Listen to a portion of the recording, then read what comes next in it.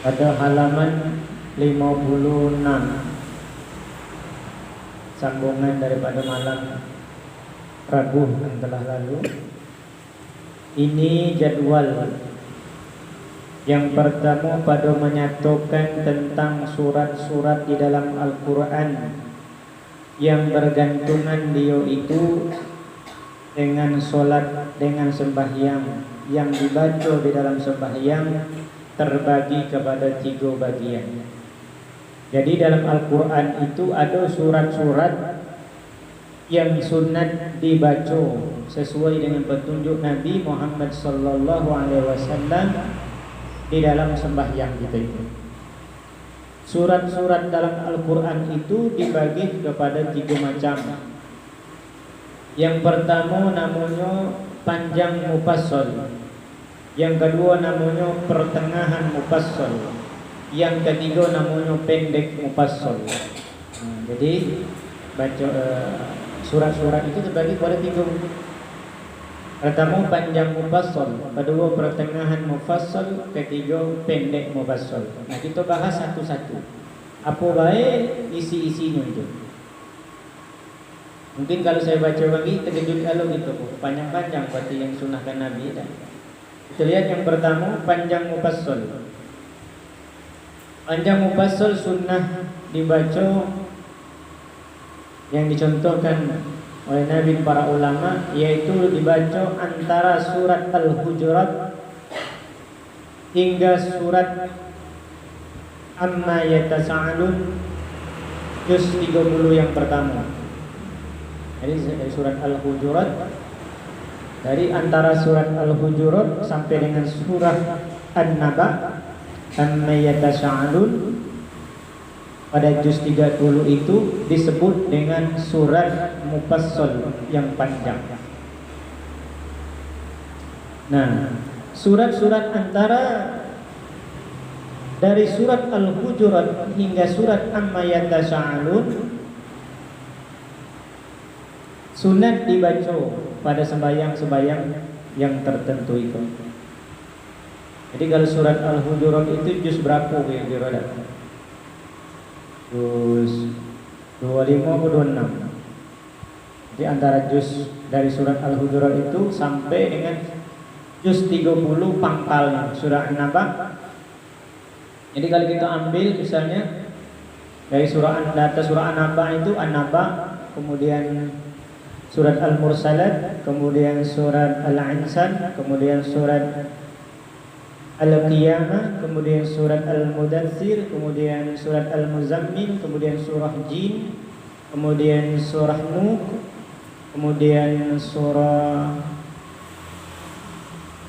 Al-Ma'arij, kemudian surah Al-Qalam, kemudian surah Al-Haqqah, kemudian surat Tabarak, kemudian naik lagi surat At-Tahrim, terus naik lagi ke atas sampailah kepada surat Al-Hujurat. Kemudian ada nama di atas lagi surat Ar-Rahman, surat Al-Waqi'ah, surat Al-Qamar, surat An-Najm, surat At-Tur, sampailah dengan surat Al-Hujurat. Jadi surat-surat itu sunat kalau kita hafal dibaca pada sembahyang subuh. Sunatnya. Kalau kita mampu itu sunatnya. Ngikut nabinya tuh. Sunatnya itu ngikut nabinya. Sembahyang subuh sunat dibacanya itu pada ketika sembahyang subuh. Adapun pada sembahyang zuhur maka yang dekat daripada yang panjang itu. Jadi agak ke bawah dikit. Jadi An-Naba pada sembahyang zuhur. Cuman kalau kita maca tu marah makmum. Apalagi sembahyang subuh, maca surat Al-Waqi'ah, ada sebanyak deka ngegas entah di belakang. Iko lazimnya dibaca oleh ulama-ulama Mekah, ulama Madinah, ada. Nah, kalau ustaz-ustaz kita di kampung, oh yo, oleh kabirun, ya. Itu be jemaah lah berat, asoy panjang. Ya. Padahal itu kata Nabi bukan ukuran panjang. Misal ada orang imam kita sembahyang subuh dia baca surat Al-Waqi'ah. Kemudian kita marah, panjang amat baca tu. Itu bukan ukuran panjangnya. Itu ukuran pendek itu surah Ar-Rahman itu. Jadi tadi dari surat Al-Hujurat sampai surah An-Naba itu untuk pengetahuan kita lah. Untuk pengetahuan kita, ilmu kita. Sunat dibaca ketika sembahyang subuh dan sembahyang zuhur.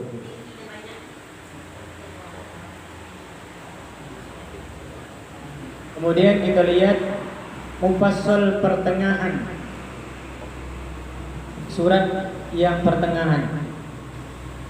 Dari surat An-Naba sampai surat Ad-Duha.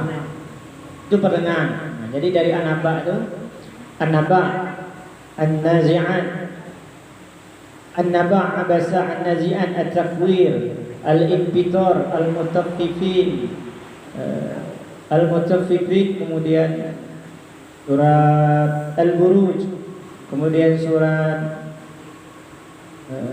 At-Tariq, nah, itu ke bawah. Terus kemudian surat Al-Fajr, surat Al-Balad, kemudian surat yang kita baca Al-Qawai itu Sabbihisma Rabbika, kemudian turun lagi surat Al-Qasiyah, kemudian surat Asy-Syams was-Syamsi wa-duhaha, kemudian surat Wal-Laili idza yaghsha, kemudian surat Wad-Duha. Nah, jadi itu mufassal pertengahan, surat-surat pertengahan. Surat-surat pertengahan itu sunat dibaca pada sembahyang asar dan sembahyang isya. Itu kadang orang sembahyang isya baca surah 2 itu mah. Jangan. Kalau kita sudah tahu, kita jangan marah. Oh berarti ukurannya kok pendek kalau nanti di nanti. Cuman kita kalau kita di kampung jemaah ada dalam atau nang panjang-panjang tuh berat. Maka kita ambil yang mampu oleh kita dan mampu oleh jemaah itu. Ya. Ini jemaah marah ke kalau. Tak jadi udahnya minggu balap sepada ayat yang panjang. Ada. Nah, cuman ikut saya sampaikan kita belajar itu supaya kita tahu ada ukur-ukurannya sesuai dengan sunnah Nabi jadi. Jadi yang pertengahan itu dari surat An-Naba sampai surat Ad-Duha. Itu pertengahan dibaca sunat, dapat pahala sunat ngikut Nabi, yaitu pada sembahyang asar dan sembahyang isya.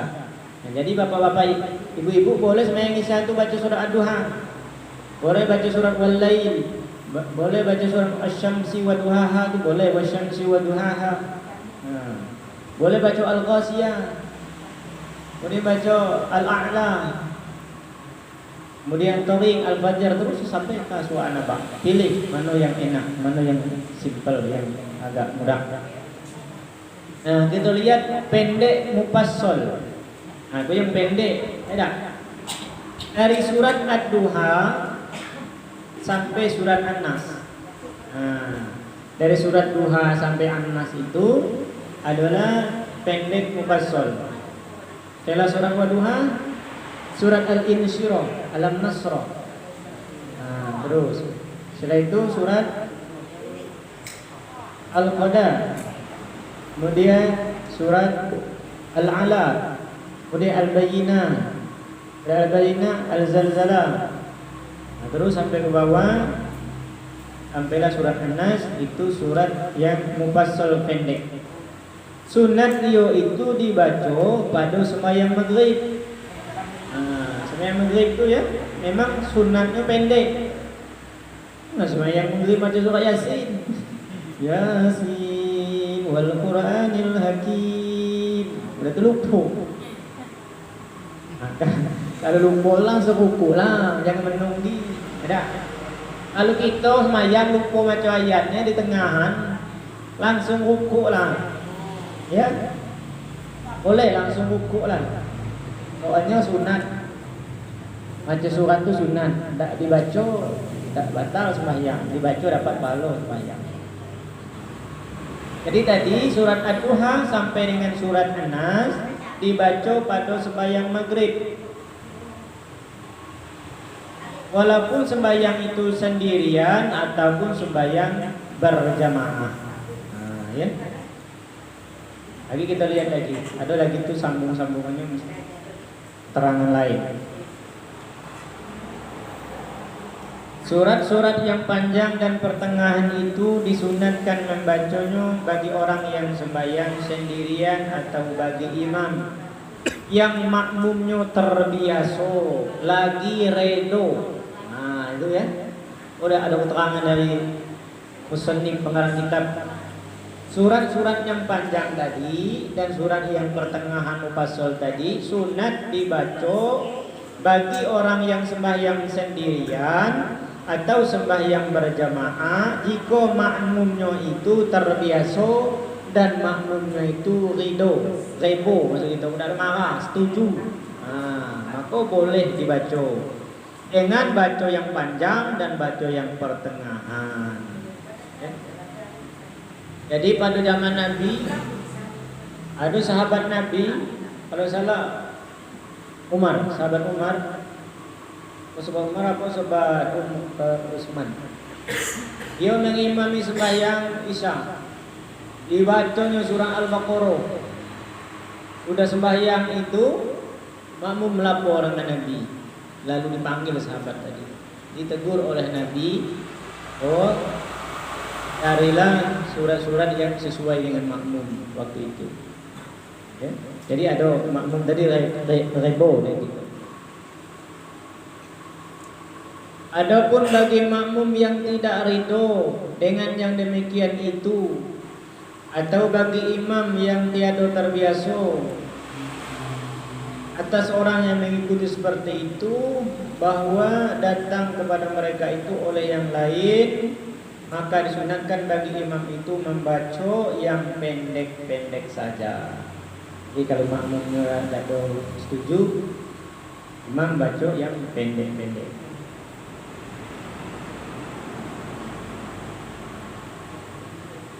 Jadwal yang kedua pada menyatukan surat yang tertentu dibaca di dalam sembahyang. Pada subuh Jumat, sembahyang subuh Jumat ada sunat yang dibaca oleh Nabi. Disunatkan pada rakaat pertama membaca surat, dan tahu ada subuh Jumat, surat Sajadah. Surat Sajadah pada rakaat pertama sunatnya.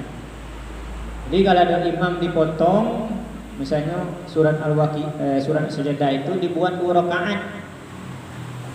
Ya, ketentuan hukumnya tidak sesuai dengan sunnah yang dicontoh Nabi, tapi boleh. Kalau yang dibaca Nabi itu memang habisnya lah. Sajadah itu, surat Sajadah itu di rakaat pertama.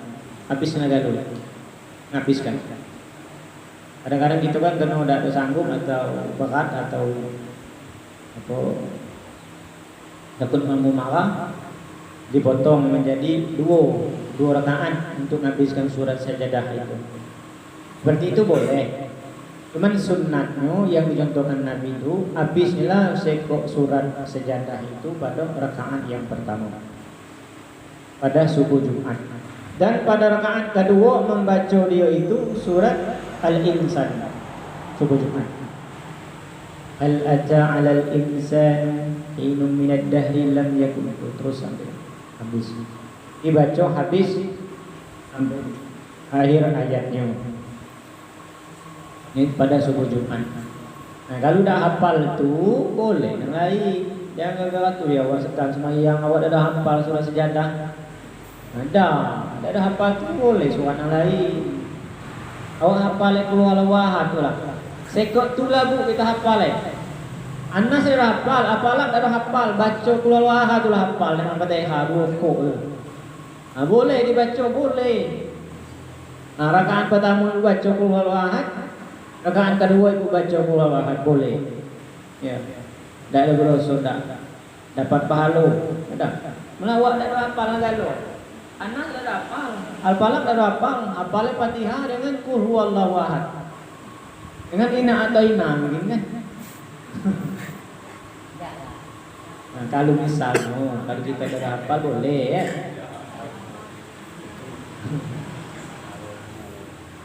Dan pada maghrib hari Jumat, nah kau kalau maghrib sembahyang maghrib hari Jumat sunat dibaca Qul ya ayyuhal kafirun pada rakaat pertama dan Qul huwallahu ahad pada rakaat kedua. Saya sembahyang maghrib pada maghrib Jumat. Kemudian pada sembahyang Isya malam Jumat disunatkan membaca surah Al-Jum'ah pada rakaat yang pertama dan surat Al-Munafiqun pada rakaat yang kedua. Dan jika tidak dibacanya itu, maka hendaklah dibaca gantinya dengan Sabbihisma rabbikal a'la dan hal ataka hadisul ghasiyah pada Isya Jumat. Ya, sembahyang Isya malam Jumat. Dan berlaku juga untuk sembahyang Jumat. Sembahyang Jumat itu ya. Sembahyang Jumat itu sunnahnya membaca surah Al-Jum'ah rakaat pertama sampai habis, dari 1 sampai habis sunnahnya. Kalau kita kan ngambil di tengah ya, boleh. Nah, kalau nak ikut Nabi lah surah Jumat dari awal sampai akhir pada rakaat pertama dan surat Al-Munafiqun dari ayat 1 sampai ayat terakhir. Kalau dah hafal yang itu diganti dengan Sabbihisma rabbikal a'la pada rakaat pertama dan surat Al-Ghasiyah pada rakaat yang kedua pada sembahyang Jumat itu sunatnya. Kalau dah hafal itu boleh surat-surat yang lain. Dah hafal itu boleh surat-surat yang lain. Penting nak semayang. Jangan gagal ada hafal pun dan nak semayang ya.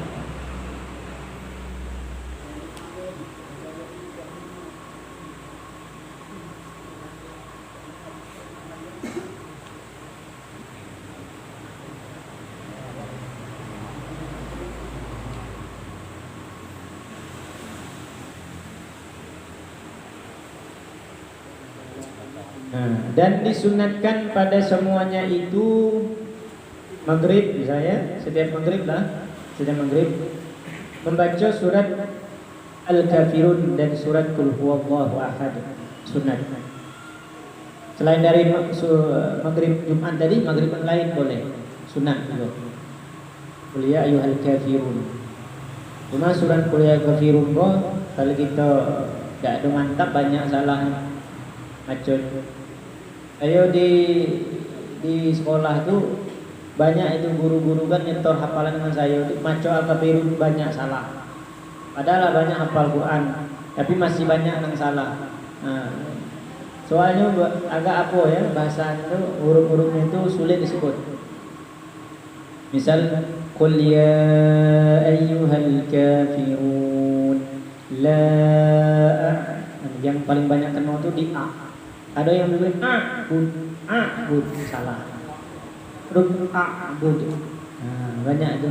Abadtum. Di surat Al-Kafirun dan surat Qul huwallahu ahad pada maghrib. Dan sunat pula pada subuh itu membaca Alam Nasrah dan Alam Tara Kaifah subuh. Misalnya kita dah hafal surat-surat yang tadi, sunat baca subuh itu surat Alam Nasrah. Alam Nasrah laka sadrak kan? Dan yang kedua membaca surat Al-Fil. Alam tara kaifa.